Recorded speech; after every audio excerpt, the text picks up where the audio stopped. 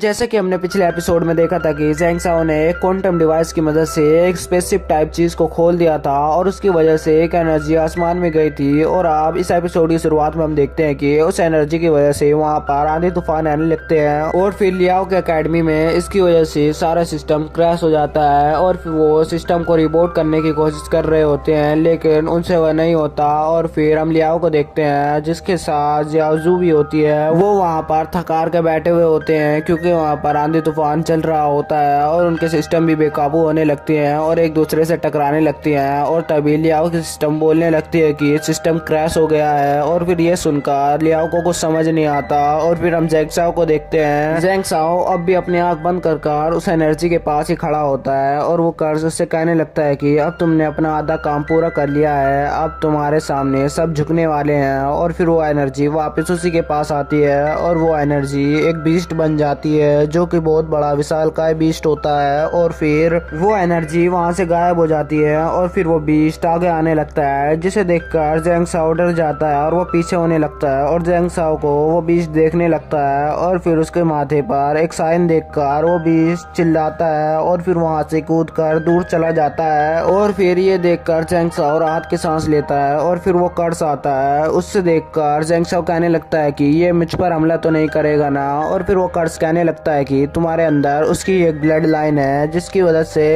तुम उसे काबू में भी कर सकते हो और वो तुम पर हमला भी नहीं करने वाला है। और फिर ये कहकर वो वहां से चला जाता है और फिर ज़ेंग साओ भी वहां से जाने लगता है क्योंकि वो स्पेसशिप भी वहां से गायब हो जाती है। और फिर हम देखते हैं कि पूरे स्कूल का सिस्टम लॉस हो गया है, लेकिन वो सारी स्टूडेंट्स के हालात देख सकते हैं। और वहां पर हम देखते हैं कि लियाओ के सिस्टम एक दूसरे पर हमला करने लगते हैं और फिर एकदम से ही दोनों पर एक साथ हमला कर देते हैं, लेकिन लियाओ जियाओजू को बचा लेता है और फिर दोनों के सिस्टम आपस में टकरा कर डीएक्टिवेट हो जाते हैं। और फिर वहां पर भूकंप आने लगता है और फिर धरती फटने लगती है और फिर उनका बैलेंस बिगड़ने लगता है और फिर वो नीचे जाने लगते हैं। और फिर ये देखकर सब हैरान हो रहे होते हैं और कह रहे होते हैं कि हमें रेस्क्यू टीम वहां पर भेज देनी चाहिए, लेकिन उनका कमांडर कहने लगता है कि ये इसके लिए पहले से ही ट्रेंड है, ये बच जाएंगे। और फिर हम देखते हैं कि लियाओ और जियाओजू बचकर एक जगह पर जाने लगते हैं और फिर लियाओ तो सेफ जगह पर पहुंच जाता है और जियाओजू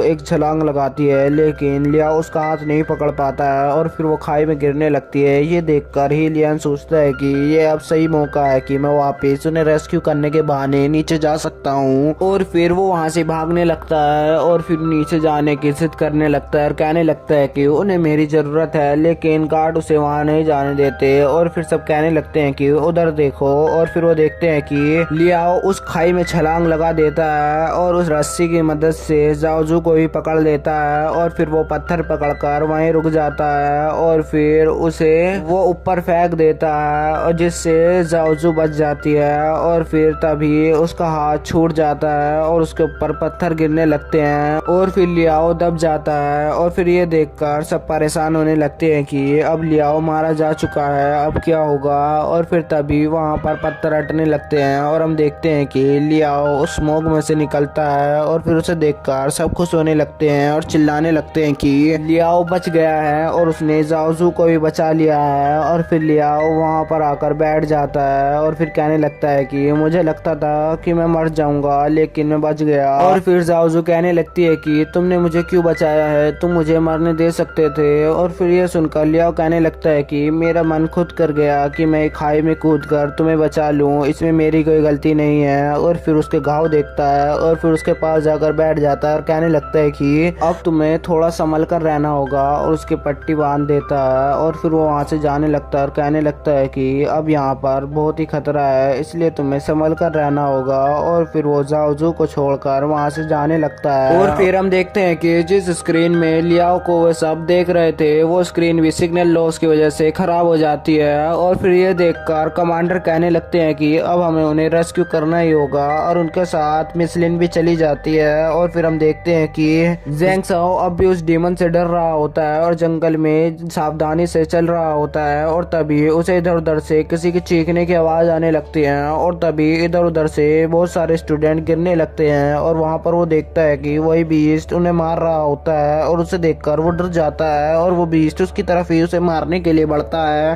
और ज़ेंग साओ उससे बचने के लिए पीछे भागने की कोशिश करता है, लेकिन वो वहीं पर गिर जाता है और डीमन उसे मारने के लिए आगे बढ़ ही रहा होता है। लेकिन ज़ेंग साओ कहने लगता है कि मैं तुम्हारी ब्लड लाइन का हिस्सा हूँ और फिर तुम मुझे ऐसे नहीं मार सकते हो। और फिर ये देखकर वो उसके माथे वाला चिन्ह देखने लगता है और फिर उस डीमन को उससे कुछ फर्क नहीं पड़ता और फिर वो उस पर ही हमला कर देता है। और फिर ये देखकर वो कहने लगता है कि वो मुझसे झूठ बोल रहा था और फिर वो उसे मारने लगता है, लेकिन ज़ेंग साओ उससे बचकर उसके मुंह पर हमला कर देता है और वहां से भागने की कोशिश कर रहा होता है। लेकिन वो एक खाई की तरफ आ जाता है और वहां से वो आगे नहीं जा सकता है और तभी उसके पीछे वही डीमन आ जाता है जो कि उसे मारने वाला होता है और वहीं पर ये पार्ट खत्म हो जाता है।